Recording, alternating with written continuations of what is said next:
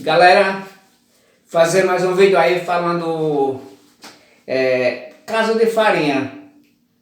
Casa de farinha do tempo dos meus avós, dos meus pais. Era um sofrimento a vida antigamente no campo, na roça. Fui criado na roça até os 25 anos, mas era uma luta, era uma batalha, a sobrevivência do homem do campo, porque não tinha tecnologia naquela época, era tudo manual, era coisa assim bem antiquado mesmo. Por exemplo, ó, a casa de farinha. Casa de farinha era movida, não existia motor na época, era movida com queitatu. A casa de farinha para moer a mandioca era chamada de queitatu. O pessoal mais antigo sabe do que estou falando. O queitatu era uma roda assim de um rolo, como um rolo compressor, numa espassura mais ou menos assim, né? E com um ferro enfiado no meio e montado ali naquela mesa de farinha, de moer mandioca, que chamava de bancada, com a cadeira, um banquinho para a mulher sentar e botar a mandioca ali naquela moeda, que ficava ela assim com uma brechazinha, que só colocava para colocar a mandioca e empurrar a mandioca, né, para a pessoa lá que estava do outro lado, os homens, tinha que ser dois. Era uma roda bem gigante, assim, mais ou menos de 2,5 metros, que o cara rodava ela lá, um de um lado e outro do outro, não é? Duas manivelas, chamava assim, ela de madeira com reio, que ligava a moenda aqui, o queitatu, com a roda lá, rodando, e assim ia moendo a mandioca. Aí para prensar a massa, eram uns paneiros de palha de coco que rolava a massa todinha, colocava assim uma tábua, não uma tábua não, como uma prancha, só que bem grossa, né, que aguentava aperto, e com um dormente nessa altura mais ou menos assim, pressando para prensar a massa, para enxugar, tirar aquela mandipoeira todinha, escorrer e ficar só a massa para depois peneirar no arupemba. Um arupemba é uma bacia assim grande, cheia de buraquinho. Muita gente sabe o que é, o pessoal novo de hoje não sabe o que é arupemba. Aí peneirava aquilo ali e depois ia para o forno para secar num forno todo de uma parede redonda assim, feito com umas pedras quadradas de barro, né? Um barro queimado, e fazia aquele forno lá.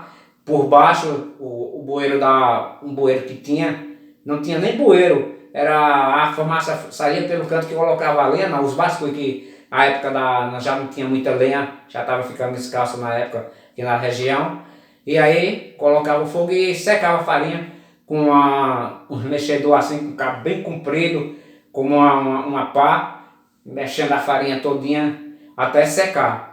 Ela é mais ou menos assim, é muito grande essa história, mas eu vou contar em rima para vocês. Fazer farinhada era tudo manual, as mulheres raspando mandioca, umas cevando, outras peneirando e cantando, dando lindas gargalhadas, numa trabalhada bem legal.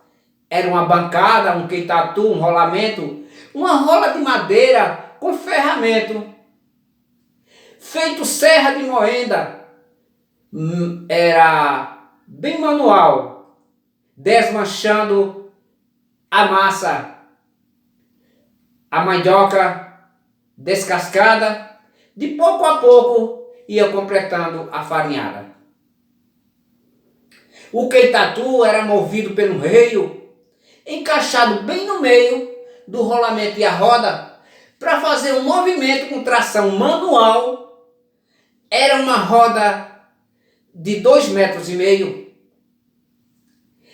Quando a cevadeira empurrava a mandioca, o negócio ficava feio. Tinha que ter dois caras de força braçal para rodar o reio.